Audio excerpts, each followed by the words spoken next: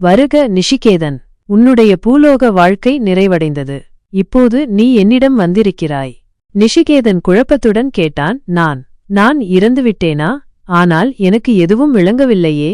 யமன் அமைதியாக பதிலளித்தார். ஆம், நீ உன் உடலை விட்டு பிரிந்து விட்டாய். இப்போது நீ உன் ஆன்ம வடிவத்தில் இங்கே இருக்கிறாய். மரணம் என்பது ஒரு முடிவு அல்ல, ஒரு நிலை மாற்றம். நிஷிகேதன் கொஞ்சம் தைரியம் பெற்று கேட்டான். இனி எனக்கு என்ன நடக்கும்? உன்னுடைய பூலோக வாழ்க்கையில் நீ செய்த செயல்களின் அடிப்படையில் உனக்கு நியாயம் வழங்கப்படும்.